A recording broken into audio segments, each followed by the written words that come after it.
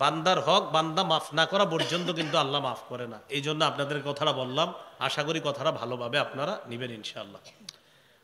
পাপের দুনিয়াবি 3 নাম্বার ক্ষতি হলো কোরআন সুন্নাহর বিদ্যা আল্লাহ ছিনায় নেয় পাপের কারণে। আব্দুল্লাহ ইবনে মাসউদ রাদিয়াল্লাহু তাআলা আনহু বলেন, ইন্নী লা আহসিবু আন্না রাজুলা ইয়ানসাল ইলমা ক্বাদ আলিমাহু বিযামবি ইয়ামালুহু। আব্দুল্লাহ ইবনে মাসউদ রাদিয়াল্লাহু তাআলা আনহু বলেন, আমার অভিজ্ঞতা হলো মানুষ তার জানা বিদ্যাটা ভুলে যায় পাপের কারণে। মানুষ তার জানা বিদ্যা ভুলে যায় পাপের কারণে।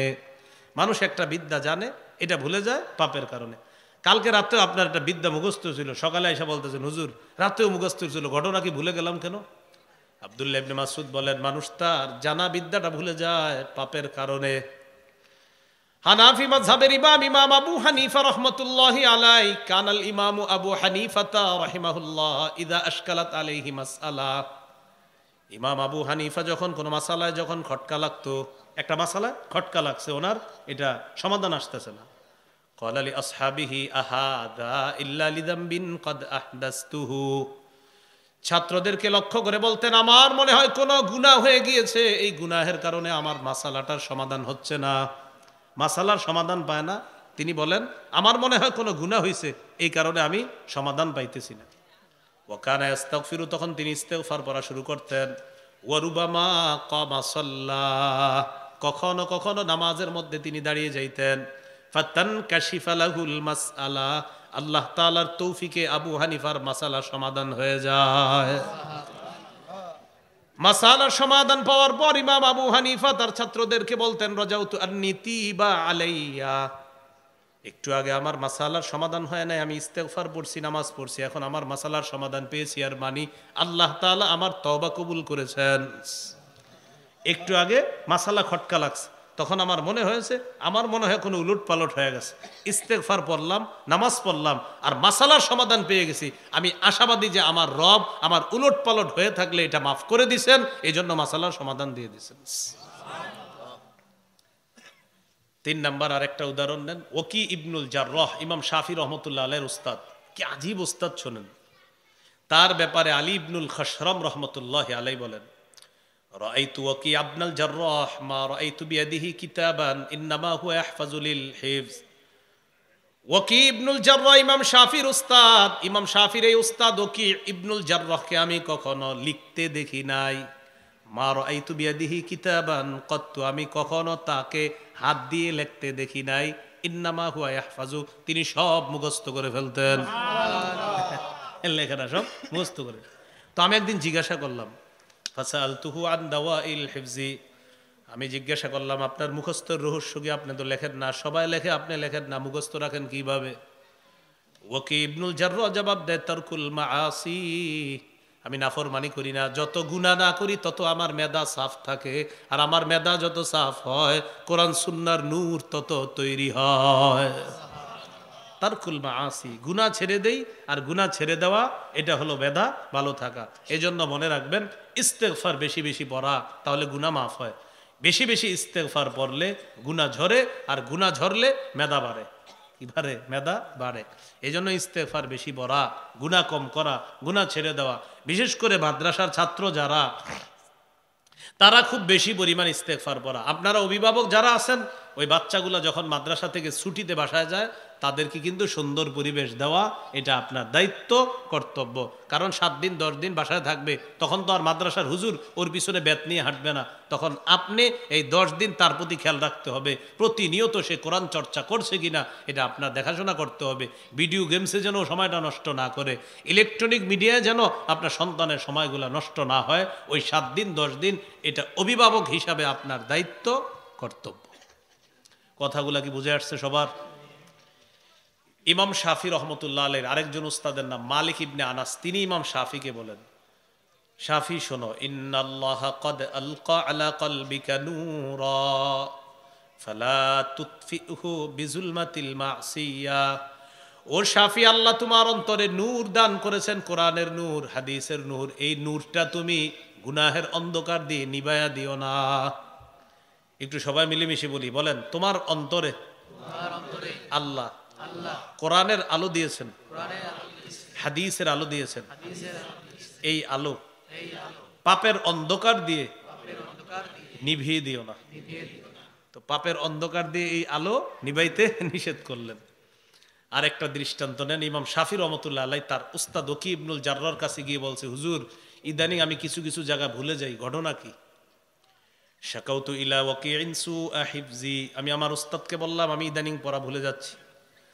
ফাআরশাদানি ইলা তারকিল মাআসি, আমার উস্তাদ আমাকে বললেন তুমি গুনাহ ছেড়ে দাও। ওয়া আখবারানি আন্নাল ইলমা নূরুম মিন ইলাহি, আমার উস্তাদ আমাকে বললেন ইলম হলো আল্লাহর পক্ষ থেকে নূর। ওয়া নূরুল্লাহি লা ইউতা লিআসি, আল্লাহর নূর কোনো নাফরমানকে দেওয়া হয় না। আল্লাহর নূর কোনো নাফরমানকে দেওয়া হয় না। এজন্য আজীব একটা তথ্য আপনাদেরকে দেই, ইব্রাহিম নবী আল্লাহর কাছে দোয়া করছে, একটু মন দিয়ে শোনেন। চারটা বিষয়ে দোয়া করছে। কয়টা? রব্বানা ওয়াবআস ফীহিম রাসূলাম মিনহুম ইয়াতলু আলাইহিম আয়াতিক ওয়া ইউআল্লিমুহুমুল কিতাবা ওয়াল হিকমাতা ওয়া ইউযাক্কিহিম। একটু বুঝবেন, আল্লাহ আপনি এমন একজন রসুল পাঠান যে রসুল চারটি কাজ করবে। প্রিয় ভাইরা বলেন তো কয়টি?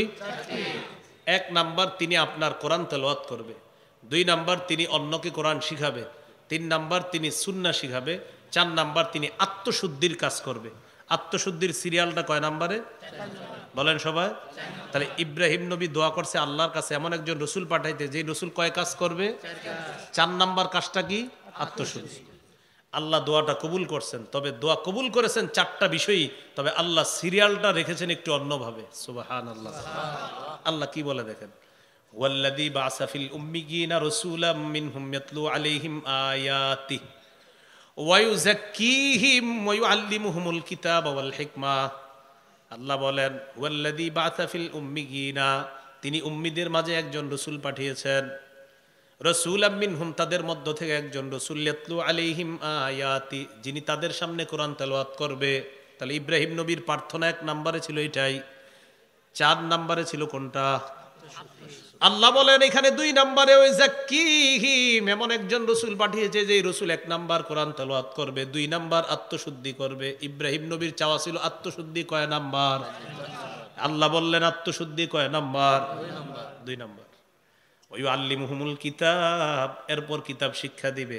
ওয়াল হিকমা, এরপর সুন্নাহ শিখাবে। এর মানে আগে কলব সাফ করবে সাহাবীদের, ওই সাহাবীদের কলব সাফ করার পর ওই সাফ কলবের মধ্যে কোরআন হাদিস রাখবে। সুবহানাল্লাহ। এই জন্য বললেন নবী কোরআন তেলাওয়াত করবে, দুই নাম্বার আত্মশুদ্ধি, তাদের অন্তরগুলা পরিশুদ্ধ করবে। অন্তর পরিশুদ্ধ করার পর এবার কোরআন শিখাবে, সুন্নাহ শিখাবে। এই বোতলে এক ফোঁটা প্রস্রাব আছে, কেউ কি দুধ রাখবেন? কি করবেন? আগে প্রস্রাবটা ওখান থেকে ফালাবেন, সাফ করবেন, পাত্র পবিত্র করবেন, সেখানে দুধ রাখবেন। আল্লাহ বললেন, আল্লাহ ইব্রাহিম নবীর দোয়া এইভাবে কবুল করলেন। ইব্রাহিম নবী বললেন আল্লাহ রসুল পাঠান, তিনি চারটা কাজ করবে, চার নম্বরে আত্মশুদ্ধি করবে।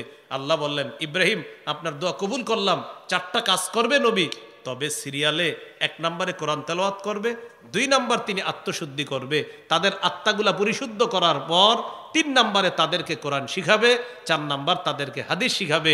ওই পবিত্র কলবের মধ্যে কোরআন হাদিস বসাটা সহজ হয়ে যাবে। এই জন্য আল্লাহ তাআলা এইভাবে বললেন। তাহলে কি শিখলাম? কলবের মধ্যে কোরআন সুন্নাহ আল্লাহ দেয়, এটা গুনাহের অন্ধকার দিয়ে নষ্ট করা যাবে না। পাপের এই ছিল আপনার দুনিয়াবি তিন নাম্বার ক্ষতি। পাপের চার নাম্বার একটা ক্ষতি, এটা যেহেতু হেফজখানা ছাত্ররা পাগড়ি নিছে তাদেরকে কেন্দ্র করে আমরা চার নাম্বার ক্ষতিটা জানি। বলেন কোরআন মুখস্থ করার পর কোরআন ভুলে যাওয়া, কোরআন চর্চা না করা, এটাই পাপ। আবার কোরআন মুখস্থ করার পর চর্চার অভাবে কোরআন ভুলে যাওয়া, এটাই পাপ। এই পাপের কারণে আল্লাহর কাছে জবাবদিহি করতে হবে। আল্লাহ আপনাকে কোরআন দিচ্ছে সিনায়, তা আপনারা মনে করছেন বাইচা গেছেন যে হুজুর যাক হাফেজ না হয়ে পাচ্ছি, 10টা সূরা যাদের মুখস্থ আছে 2টা কেন পারেন না এখন? আপনাদের অনেকের 10টা সূরা মুখস্থ ছিল, যদি বলেন হুজুর এখন 8টা পারি 2টা পারি না, কেন পারেন না? যদি উত্তর হয় চর্চার অভাবে, তাহলে খবর আছে। যদি উত্তর হয় চর্চার অভাবে, তাহলে আল্লাহর কাছে জবাব দিতে হবে। আর যদি আপনি নিয়মিত চর্চা করার পরেও 2টা ভুলে গেছেন, তাহলে সমস্যা নেই। তাহলে কি শিখলাম? চর্চা না করাটা পাপ। কোরআন শিখছেন, চর্চা করতে হবে, কারণ এই নেয়ামত আল্লাহ আপনারে দিছে, আপনি কেন চর্চা করবেন না? সহিহ বুখারীর বর্ণনা 5033 নম্বর হাদিস। এই জন্য এই চারজন ছাত্র যে হাফেজ হয়েছে, হেফজখানার উস্তাদ যিনি আছেন তার দায়িত্বে তাদের প্রতি আবদার থাকবে, ওরা জিন্দিগিতে মরার আগে যেন খতমে তারাবি বাদ না দেয়, খতম তারাবি যেন বাদ না দেয়। খতম তারাবি মসজিদে যদি হয়ে যায় আলহামদুলিল্লাহ, না হইলে সমস্যা নাই, যেখানে সুযোগ পাবে সেখানে পড়াবে। মনে করেন মসজিদে সুযোগ পাইছে খতম তারাবি পড়ানোর, আলহামদুলিল্লাহ। হুজুর ইন্টারভিউ দিছি, ঠিকই নেই, সমস্যা নাই, হেফজখানার ভিতরে 10 জন 12 জন ছাত্র মিলে খতম তারাবি, মানে খতম তারাবি মিস দেওয়া যাবে না, এটা মনে রাখতে হবে। তো যেই ছাত্রগুলা পাগড়ি নিছে, হেফজখানার হুজুর যিনি আছেন তাদেরকে পুরা কঠিন ওসিয়ত করবেন যে মৃত্যুর আগ পর্যন্ত এই কোরআন পড়বা, তারাবির নামাজে কোরআন পড়তে এটা কখনো মিস করবা না। হাফেজ সাহেবরা তারাবির নামাজটা পড়াইলে তাদের কোরআন খুব বেশি পরিমাণে চর্চা হয় এবং আল্লাহ সিনার মধ্যে খুব মজবুতভাবে এটা রাখে। তারাবি মিস দেওয়া যাবে না। অভিভাবক যারা আছেন, আপনার সন্তান যদি হাফেজ হয়, ভাই হাফেজ, ওরে আপনি কোনো মসজিদে যদি চান্স পায় আলহামদুলিল্লাহ, পায় নাই আপনাদের ঘরেই তারাবির জামাত করেন, যে তুই আমাদেরকে তারাবি পড়া। এভাবে করোনা ভাইরাস হইল, মসজিদগুলাতে তারাবি বন্ধ ছিল প্রথম 7-8 দিন, অনুমতি দেয় নাই। 7 দিনে আমিও বাসায় তারাবি পড়াইছি, বাসায় 7 দিনে 14 বার আলহামদুলিল্লাহ। পরে আবার অনুমতি দিছে, তো পরে আবার আপনার ওই 23-24 রমজান পর্যন্ত একাই পুরা আবার 30 পারা মসজিদে। করোনার সময় হাফেজ সাহেব করোনার কারণে উনি যেখান থেকে আসতে পারে নাই, তো পরে একাই আলহামদুলিল্লাহ। এটা এই জন্য বললাম আপনাদেরকে, তারাবি মিস না দেওয়া। এই বছর আল্লাহ যদি বাঁচায় রাখে, যেখানেই তারাবি পড়াই, এবছর হবে 26 বছর। তো এই জন্য তারাবি মিস দেওয়া যাবে না। তো হাফেজ সাহেব যারা কোরআন চর্চা করার জন্য তারাবি এটা একটা গুরুত্বপূর্ণ অংশ। রমজান মাসে আমার ব্যস্ততা শুধু কোরআন, বাস, অন্য কোনো কাজে আমারে আপনি পাবেন না রমজানে, এই জন্য রমজানে মোটেই পাওয়া যায় না আমারে। এই জন্য রমজান মাসে তো কোরআন পড়বই, সারা বছর কোরআন চর্চা করতে হবে।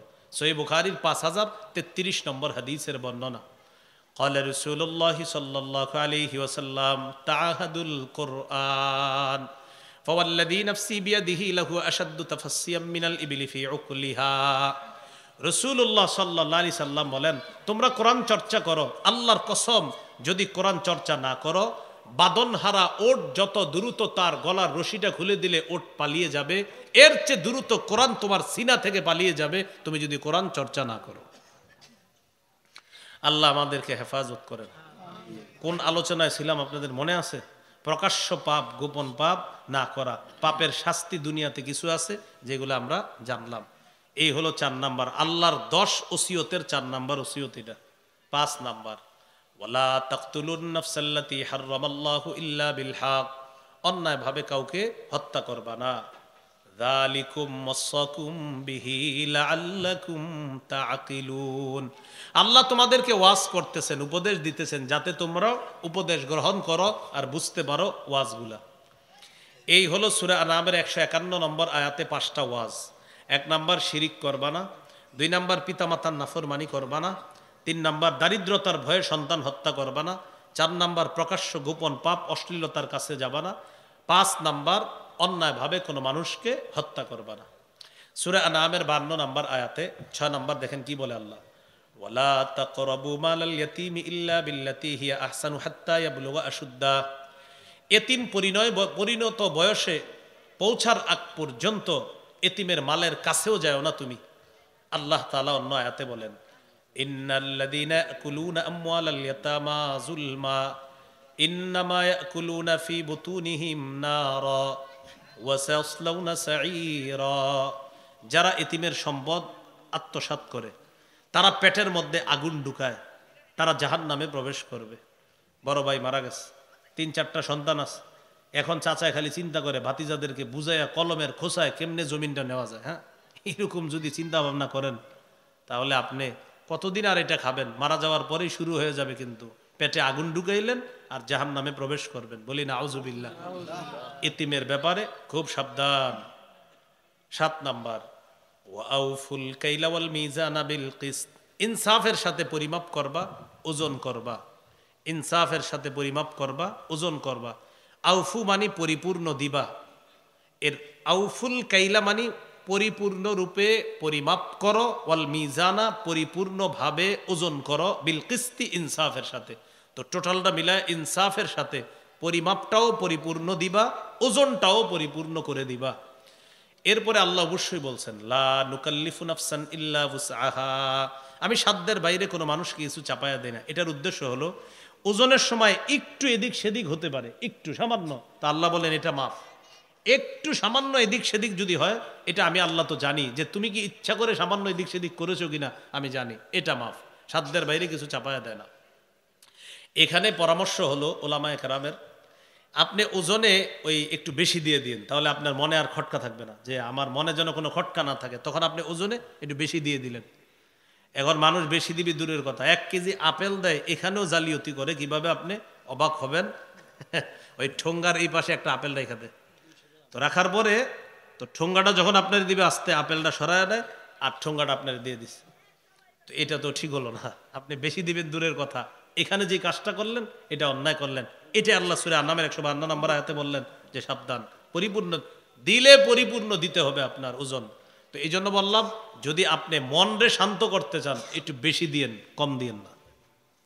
এই গেল 7 নাম্বার। 8 নাম্বার,